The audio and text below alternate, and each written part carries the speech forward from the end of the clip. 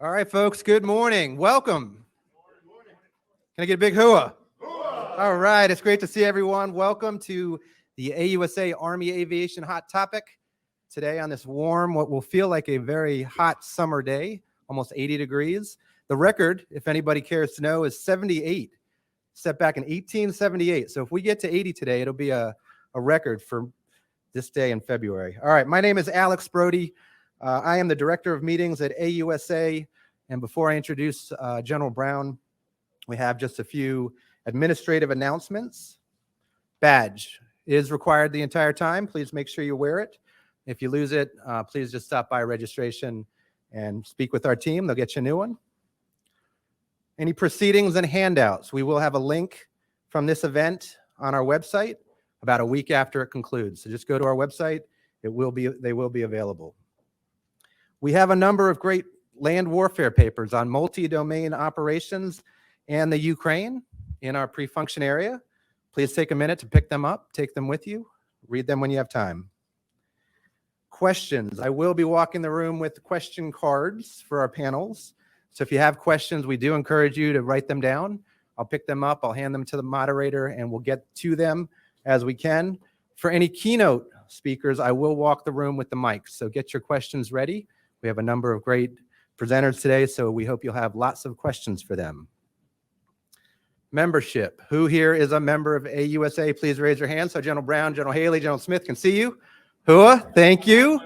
Thank you for your support. For everyone else, please turn, smile at the camera. We're going to review the tape later. We will call you. We will email you. We will text you. We will find a way to get you to be a member of AUSA. We are a membership organization. We cannot do it without you. And by joining, you will help AUSA be an effective voice for the total Army and provide support for the soldier and their families. We have a great AUSA store outside manned by Desi. We have a number of great items, including this brand new mug. And nothing says Happy Easter like a brand new AUSA mug. So please stop by, talk to Desi, grab yourself a mug before you leave. Networking lunch, please stick around. We will have a networking lunch at 12 o'clock. It'll be a great chance to discuss the key topics today and network with everyone here. We do have wireless internet, so feel free to log into AUSA Guest, and the password is blackjack with the @ sign in the middle there. And I will ask you to turn off your cell phones or iPads or anything that makes noise. And I would like to finally thank our two sponsors today, Bell and Lockheed Martin. We cannot do these events without the support from our national partners and our sponsors, so we can't thank you enough. Please give our two sponsors a big round of applause.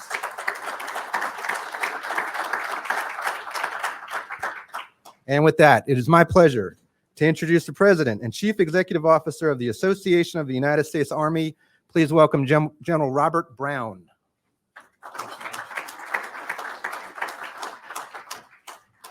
All right, well, welcome. Great to have you here.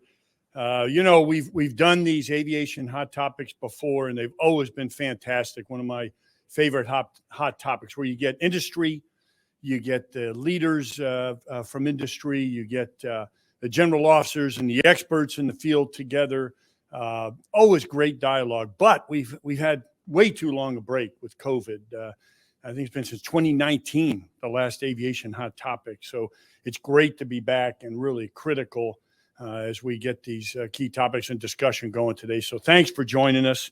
It's just fantastic. And we couldn't have a better theme to kick it back off. The 40th anniversary of the aviation branch, honoring the past and transforming for the future. As I think coming up here in April will be 40 years celebrating the aviation branch, such a critical branch, and does so much. And I will tell you, got a great program put together today. Some of the questions we'll explore, some of the areas. What is Army Aviation's approach to man, equip, train, and sustain the current and future aviation force to meet today's global commitments? We could probably spend a day and a half on that alone. We're also going to take a look at multi-domain operations and support to the joint force of the future. Another thing we could spend at least a day on. So be some great discussions. What doctrinal material, training, and sustainment solutions do agile and adaptive aviation leaders need to prepare to win in a complex operating environment? Great topics there, and looking forward to that discussion. How are we going to train the maneuver force to be ready for 2040, early 2030 and 2040 as we look way out in the future? How we manage the supply chain risk in a contested environment. And boy, there's another issue that, again, we could spend a lot of time on and lots to discuss. So to discuss these topics and more, as was mentioned earlier, we have questions. We got an impressive lineup of some 20 speakers, panel participants from the Army, Joint Force, industry, academia, and elsewhere in the aviation community. So really will be great discussions and the right panel members.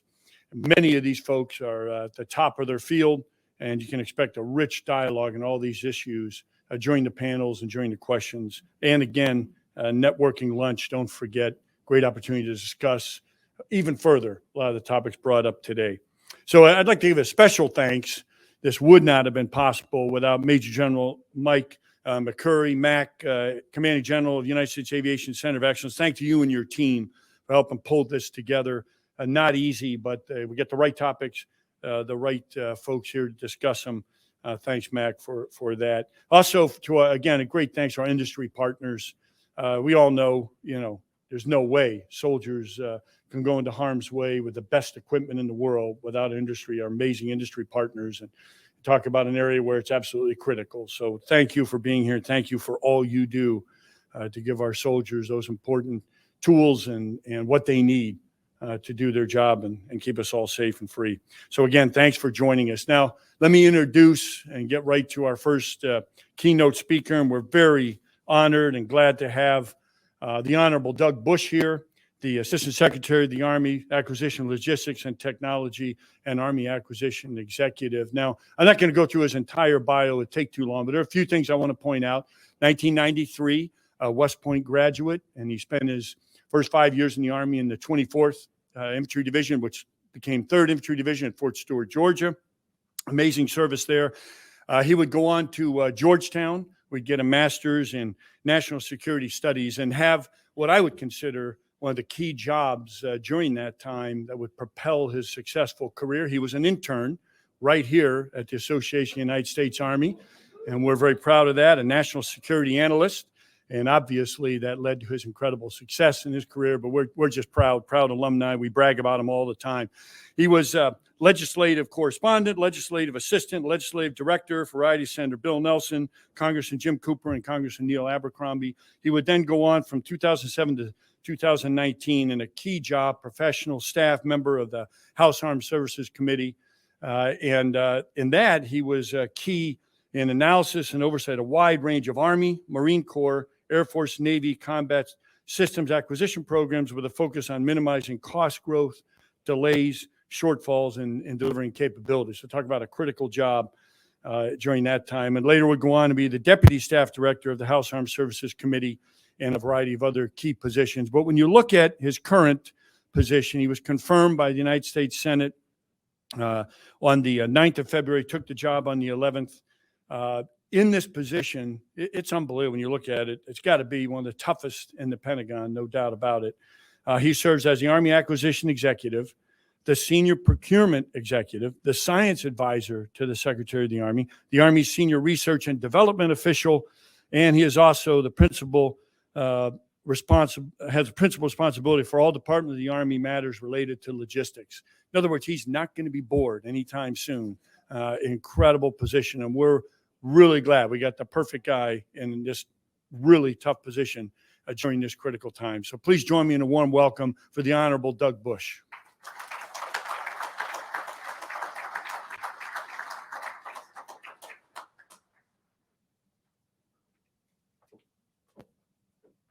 Thanks, General Brown, for that kind introduction. Always appreciate having an opportunity to discuss the importance of the Army acquisition community and supporting the overall Army on our path to Army 2030 and beyond.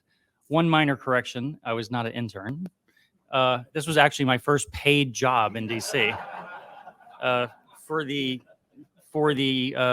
I was very thankful at the time to have any income at all, as was my wife, who had a real job while I was in grad school. But yes, I did start here at AUSA, and glad to say, always happy to come back, especially now when I come back, I get a parking spot. So that's you gotta upgrade at some point. And thanks to the team for putting this together. This is a great event. Alex, great event. Thank you. Good to see you. And I think hot topics on aviation is particularly timely. So I'm going to leave a lot of the details about what's going on in the aviation community to the many experts who will follow me today. I'm only going to talk about a couple topics that are kind of high level things I see affecting our aviation modernization path that we're on. And then happy to take some questions. And the first thing, and I'm always reminded of this when I come to events and I see the full Army, you know, look at the names, look at everybody's job, and you see the Army's a team sport, a team effort. Acquisition is, of course, a supporting function. What really matters is having units of soldiers equipped with equipment that they can go to combat with and win. So that's the only thing that actually matters in the Army. Everything else is a support function, including acquisition. But we have an important role in the equipping part of making all that happen. Others here, though, will talk about the many other things that matter just as much. Training, logistics, the people, everything else that comes together.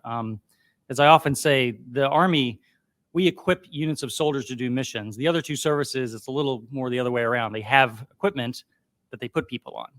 So the Army has a fundamentally soldier-focused approach. And I think that informs everything we do and that way we do it. So I just want to make sure I acknowledge that up front.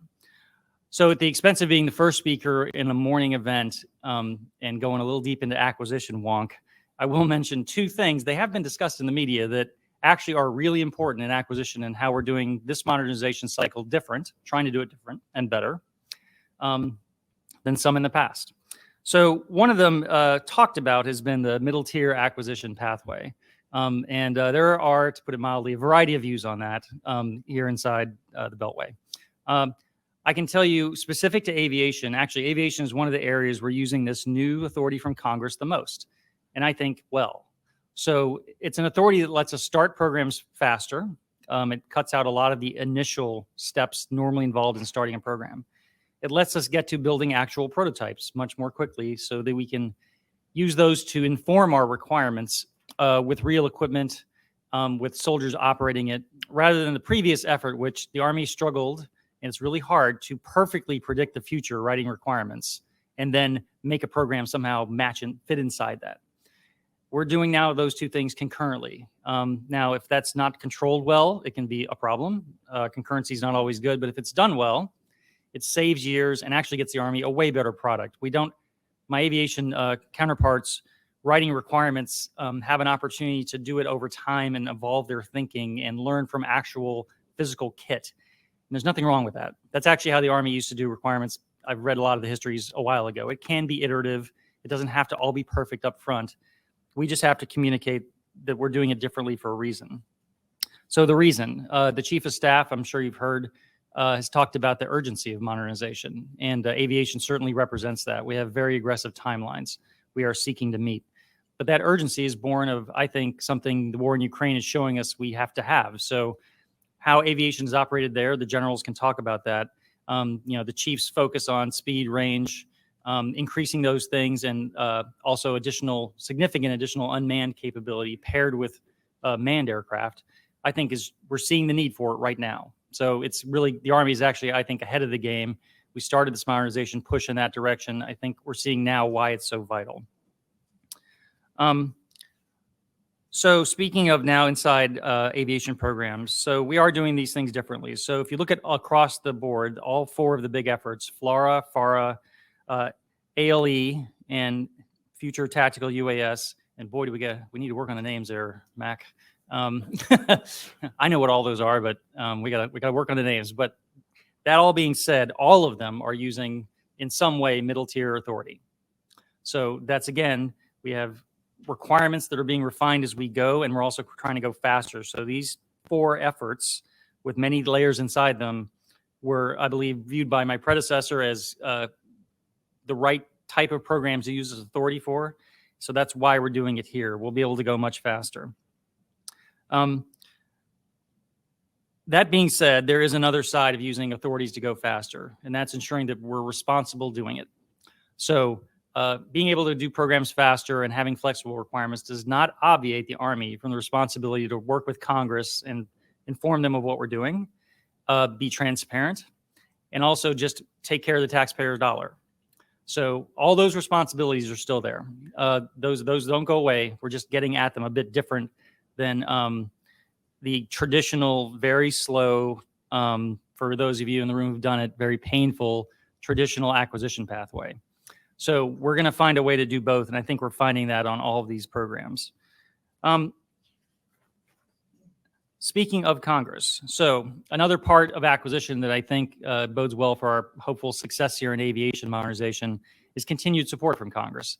So the FY23 budget, once it was finished by Congress in December, really, I think, a huge quiet success story for Army modernization across the board and aviation specifically. Congress overall supported all of our programs.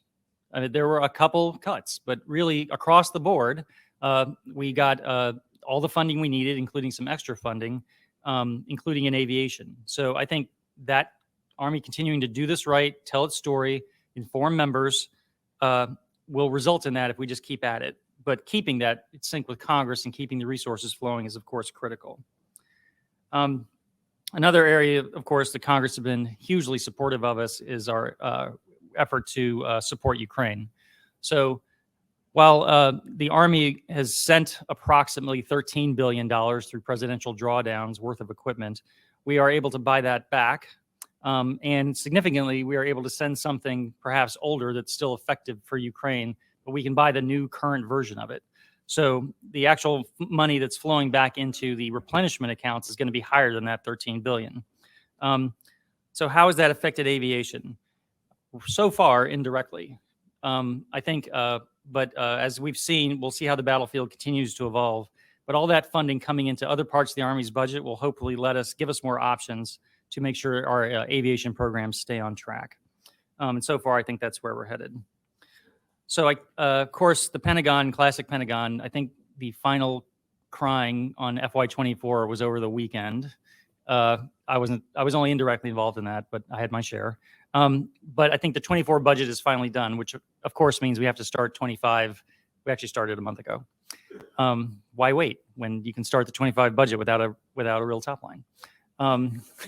But that all I only mention that because soon people will see FY24. I think they'll see strong support and a good future and good strong funding for Army modernization and aviation modernization as well. And then 25, we're starting to work through the challenges on that now. And I'll leave you just one thought. I mentioned rapid prototyping and how important it is. I mentioned starting programs quickly. At a certain point, and we're hitting that on several of our big aviation programs, this is a good thing. The programs get big. The money gets really big. You have to start really testing real equipment, see what you have, and then critically, prototyping it's not easy. But manufacturing at scale, at quality that we demand, which is the highest in the world, is really hard. And aviation is probably the highest bar across the quality we, of course, expect and demand from our partners in industry.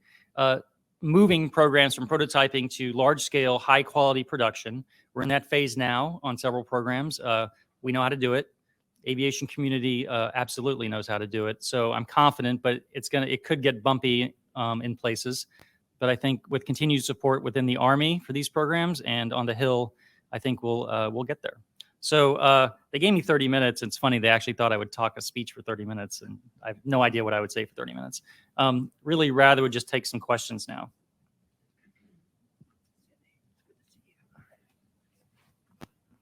Hello, sir. Sidney Friedberg from Breaking Defense. A question, you've talked about MTA and mid-tier and the flexibility that gives. There's also the whole issue of software pathway and as a thing unto itself, and integrating software with its radically faster upgrade cycles into conventional hardware-focused, well, traditionally they'd be hardware-focused programs, but look at something like all four of those you mentioned are very much software-driven, and they're going to require a software refresh cycle throughout their life cycle, just to keep up with changing threats. When we see in Ukraine, people constantly trying to jam things, changing the programming, adapting even quadcopters in new ways. It's going to be only much more complex to keep the software current on something like FLRAA or FARA? Yeah, no, great question, Sydney. Thanks. And actually, it's another one that Congress actually provided us a new authority that doesn't get as much attention as middle tier, and that's the software acquisition pathway, which we are making a major push to start using it more, because it frankly represents how modern software is done compared to the old system. So if I could make the comparison, the traditional way of doing software upgrades for aircraft and other things would be every few years you cough out a big upgrade or an update, but that would be often a cycle that took several years. The new approach is to try to do a minimum one a year, but really more cycles inside that, running alongside using that authority very differently than we do traditional hardware building. That will be absolutely critical. So in particular in aviation, one thing that comes to mind is aviation survivability equipment. So that defensive equipment has to spin on a faster cycle given the way we're seeing threats now.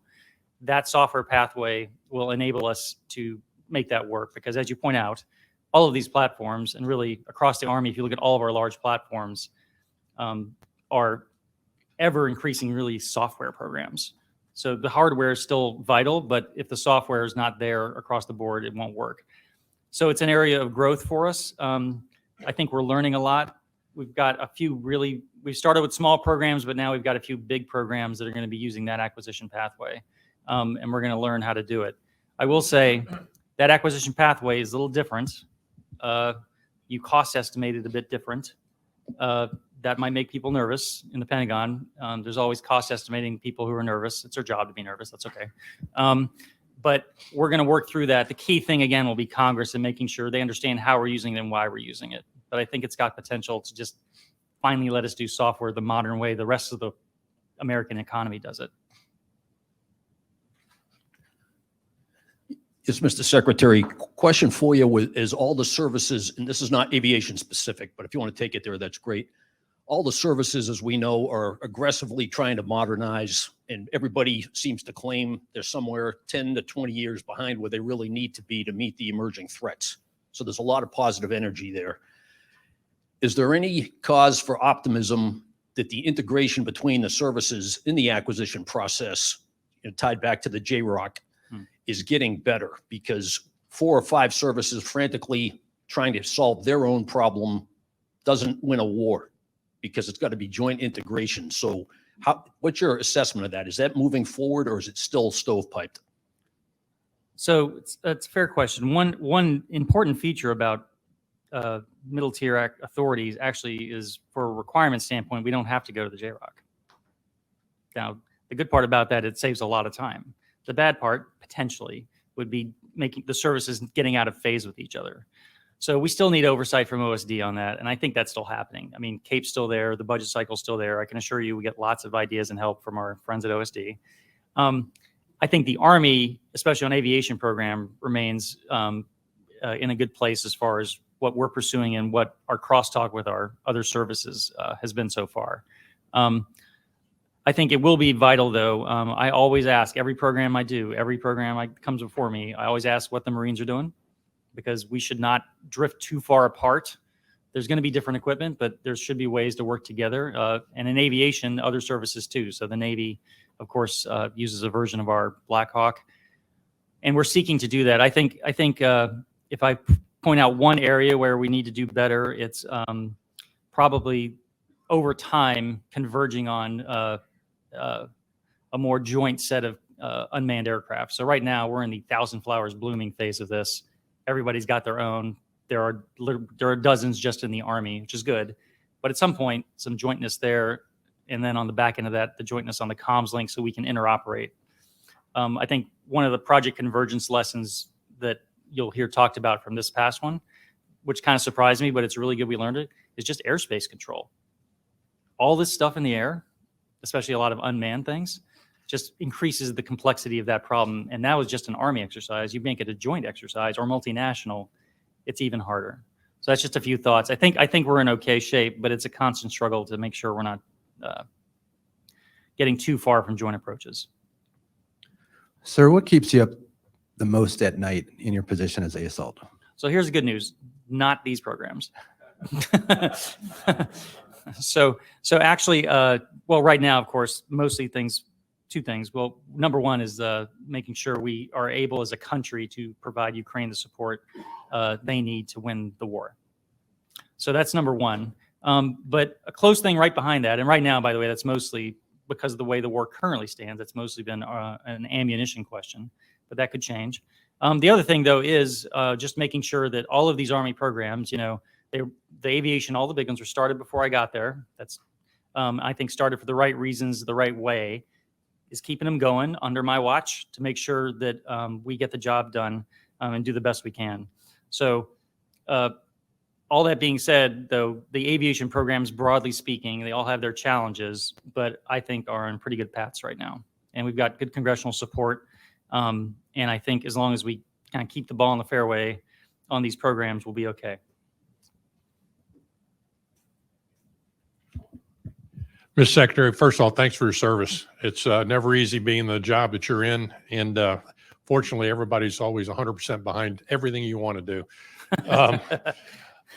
I know you wanted to be on the supply chain panel that we're having this afternoon, but Sure. and you're always invited to come back. But one of the things I know that's going to come up is what are we doing right now to get the supply chain based back here in the United States? Are there any incentives that are happening that we're trying to do in getting congressional support to drive this? Because it's one thing to have a policy, it's another thing to maybe have something out there that helps industry behave in a way that allows us to bring the supply chain back home.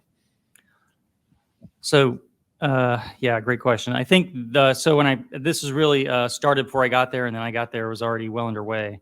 There's two aspects to supply chain. The first one is just seeing it.